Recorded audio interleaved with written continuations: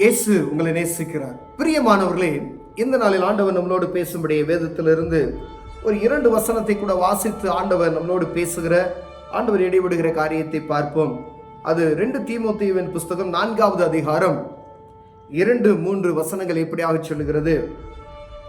சமயம் வாய்த்தாலும் வாய்க்காவிட்டாலும் ஜாக்கிரதையாய் திருவசனத்தை பிரசங்கம் பண்ணு.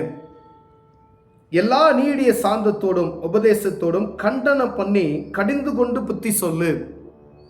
ஏனென்றால் அவர்கள் ஆரோக்கியமான உபதேசத்தை பொறுக்க மனதில்லாமல் செவித்தினம் உள்ளவர்களாகி தங்கள் சுய இச்சைகளுக்கேற்ற போதகர்களை தங்களுக்கு திரளாய் சேர்த்து கொண்டு சத்தியத்துக்கு செவியை விலக்கி கட்டுக்கதைகளுக்கு சாய்ந்து போகும் காலம் வரும். பிரியமானவர்களே, சமயம் வாய்த்தாலும் வாய்க்காவிட்டாலும் திருவசனத்தை ஜாக்கிரதையாய் பிரசங்கி அப்படின்னு ஆண்டவர் சொல்லுகிறார்.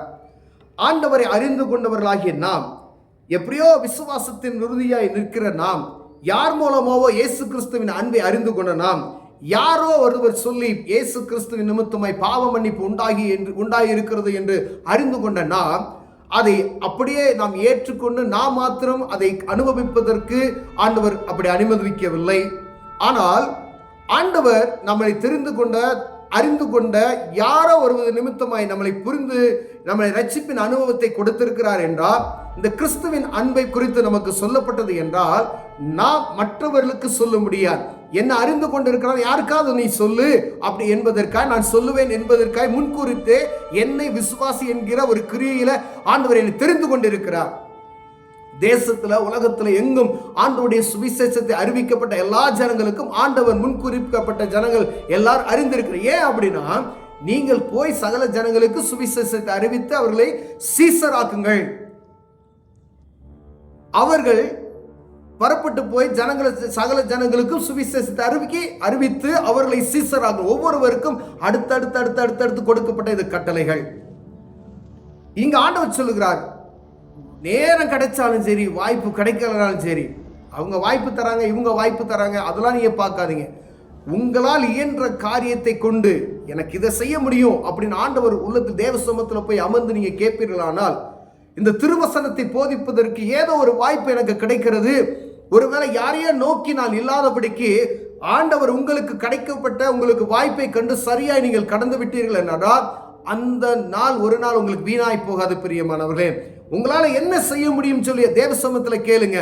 ஆண்டவருடைய வார்த்தையை பிறருக்கு சொல்லுவதற்கு என்னால் ஒரு என்கிட்ட வேலை செய்கிறவங்களுக்கு சொல்ல முடியும், இல்லை ரோட்டில் நடந்து போகிறவங்களுக்கு இயேசு உங்களை நேசிக்கிறார் என்ற வார்த்தையை என்னால் சொல்ல முடியும், பாவ மன்னிப்பு நிச்சயத்தை நீங்கள் பெற்றுக்கொள்ளுங்க அப்படின்னு சொல்ல முடியும், கற்பனைகளுக்கு கடைபிடித்து நடங்க, ஏன்னா இது கடைசி காலமாக இருக்கிறது, அவர் வரப்போகிறார், ராஜா வரப்போகிறார், இயேசு கிறிஸ்து வரப்போகிறார், அப்பொழுது அவர் நியாயாதிபதியாய் வருவார். அதற்காக தான் ஆண்டவர் சொல்லுகிறார், இயேசு கிறிஸ்துவின் இரத்தம் சகல பாவங்களை நீக்கி நம்மை சுத்திகரிக்கும் என்கிற இந்த செய்தியை என் ஜனங்களுக்கு, ஆண்டவரை அறியாத ஜனங்களுக்கு இதை சொல்லிவிட்டோமானால், ஒருவேளை அவங்க இருதயத்தில் இதை ஏற்றுக்கொண்டு பாவ மன்னிப்பு நிச்சயத்தை பெற்றுக்கொள்ளும் பொழுது, அவர் வரும் பொழுது அவர்கள் ஆண்டவருடைய அந்த ராஜ்யத்துக்கு ஏற்றவர்களாய் மாற்றப்படுவார்களே.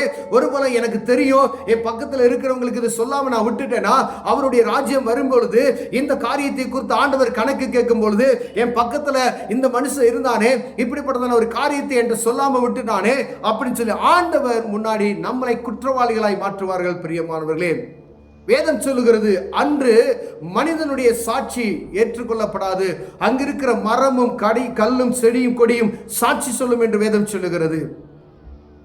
அப்ப திருவசனத்தை போதிப்பதில் எப்பொழுது நம்ம செய்யணுமா, ஜாக்கிரதையா இருங்க. உங்களுக்கு நேரம் கிடைக்கும் போது, யார்கிட்டயோ பேசுறதுக்கு வாய்ப்பு கிடைக்கும் போது ஆண்டவருடைய நாமத்தை பற்றி சொல்லிவிட வேண்டும். பாவ மன்னிப்பு நிச்சயத்தை பெற்றுக்கொள்வதற்கு இயேசு கிறிஸ்துவே வழி என்கிற காரியத்தை சொல்லிவிட்டோமானால் அவர்கள் அறிந்து கொள்வார்கள். பிரியமானவர்களே, எத்தனையோ ஜனங்கள் பாவத்துக்காய் அங்கும் இங்கும் சுற்றி திரிகிறதை நாம் பார்க்க முடிகிறது.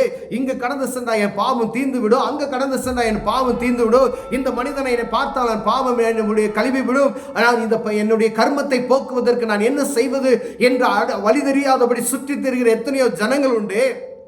அவர்களுக்கு பாவ மன்னிப்பு நிச்சயத்தை கொடுக்கிறவர் ஒரு உண்டு அப்படி என்ற காரியத்தை அறிவிக்குவதற்காகவே ஆண்டவர் சமயம் கிடைத்தாலும் கிடைக்காவிட்டாலும் திருவசனத்தை ஜாக்கிரதையை போதி என்று ஆண்டவர் சொல்லுகிறார். பிரியமானவர்களே, அது நீங்க நீடிய சாந்தத்தோடும் உபதேசத்தோடும் கண்டனம் பண்ணி கடிந்து கொண்டு புத்தி சொல்லு. சாந்தத்தோடு இயேசு கிறிஸ்து எப்படி பிரசங்கம் செய்தாரோ அதே போல சாந்தத்தோடு கண்டனம் பண்ணி கடிந்து கொண்டு புத்தி சொல்லு அப்படின்னு சொல்றாரு. அப்ப சாந்தத்தோடு கடிந்து கொண்டு புத்தி சொல்லணும் ஜனங்களுக்கு.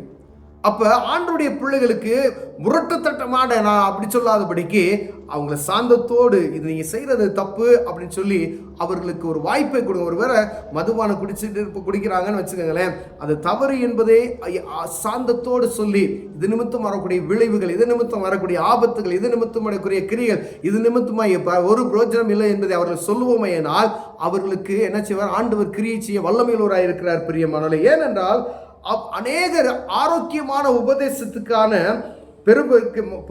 உபதேசத்தை பொறுக்க மனதில்லாமல் செவித்துணர்வுலாய் ஆகி தங்கள் சுய இச்சைகளுக்கான அநேகமான போதங்களை என்ன தங்களுக்கு தொழிலாய் சேர்த்து கொண்டார்களாம்.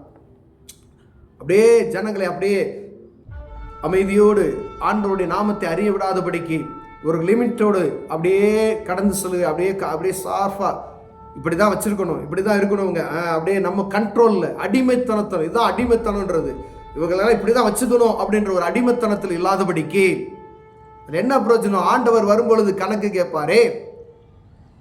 எத்தனை செல்வங்கள், எத்தனை பொருளாதார வசதிகள் இருந்தாலும் ஜனங்களுக்கு சொல்ல வேண்டிய காரியத்தை சொல்லி அவங்களை நேர்த்தியாய் பாவ மன்னிப்பு நிச்சயத்தை பெற்றுக்கொள்வதற்கான கடிந்ததோடு, அதுக்கு தான் மேல சொல்றாரு ஆண்டவர், சாந்தத்தோடு கடிந்து கொண்டு அவர்களுக்கு புத்தி சொல்லு அப்படின்னு சொல்றாரு. அப்படிதான் சொல்லணும்.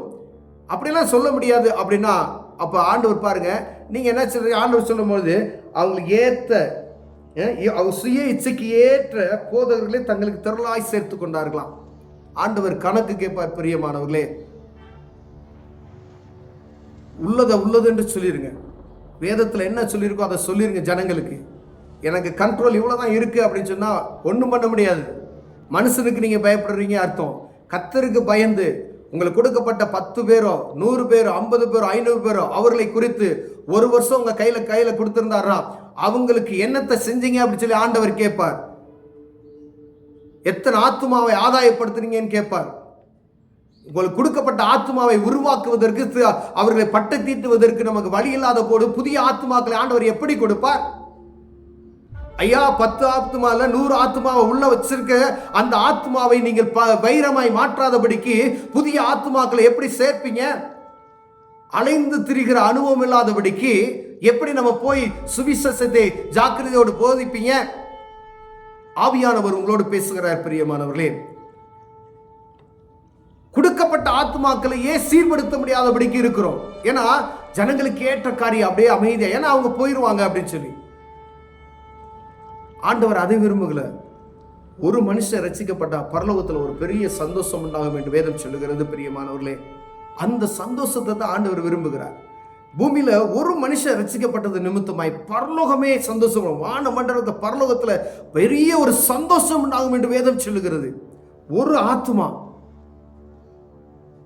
எவ்வளவு பெரிய சந்தோஷம் பாருங்களேன். இந்த பூமியில ஒரு ஆத்மா ரட்சிக்கப்பட்டா பரலோகத்துல பெரிய சந்தோஷம் உண்டாகுமா? அப்ப நம்ம எவ்வளவு ஹார்ட் ஒர்க் பண்ணலாம் பண்ணுங்களேன். நீ இந்த சுவிசேஷத்தை அறிவித்து ஒரு மனுஷன் உங்கள் நிமித்தம் ரட்சிப்பின் அனுபவத்தை பாவத்திலிருந்து அவன் வெளியே நல்ல மனிதனாய் மாறிவிட்டான பரலோகத்தில் ஒரு பெரிய சந்தோஷம் உண்டாகும் என்று சொல்லுதே. அது என்னால் ஆச்சுனா எவ்வளவு சந்தோஷம், உங்களால் ஆச்சுனா எவ்வளவு பெரிய சந்தோஷம், ஒரு போதகர்கள் ஆச்சுனா எப்படியோ ஒரு சந்தோஷம், ஒரு சுவிசேஷர்கள் ஆச்சுனா எவ்வளவு பெரிய சந்தோஷம், ஒரு விசுவாசியான ஆச்சா எவ்வளவு பெரிய சந்தோஷம், எத்தனை ஒரு பெரிய சந்தோஷம். இதைதான் ஆண்டவர் விரும்புகிறார். இந்த வாய்ப்பை நமக்கு கொடுத்திருக்கிறார்.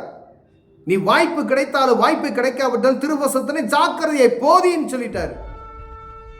அது நான் அப்படியே நான் ரட்சிப்பின் அனுபவத்தை பெற்றுக்கொண்டு ஜாலியா இருந்தா ஆண்டவர் சமூகத்துல கணக்கு ஒப்புவிக்கிறவர்களா இருக்க முடியும். அவர் வரும்பொழுது குற்றவாளியா நிற்போம். நம்ம அதுக்கு தான் ஆண்டவர் சொல்லிக்கொண்டே இருக்கிறார். குடைக்கப்பட்ட நேரத்துல திருவசனத்தை ஜாக்கிரதையா போதித்து விடுங்க. கண்களை மூடுவோம். ஜோசப் அன்பின் தகப்பனே, வாய்ப்பு கிடைத்தாலும் கிடைக்காட்டாலும் யாரையும் எதிர்பார்க்காதபடி எங்களுக்கு கொடுத்த திறமையின் புறம் ஆண்டவருடைய அன்பை பிறருக்கு சொல்ல என் தேவன்களுக்கு உதவி செய்யுங்க. இயேசுவின் நாமத்தில் பிதாவே, ஆமென்.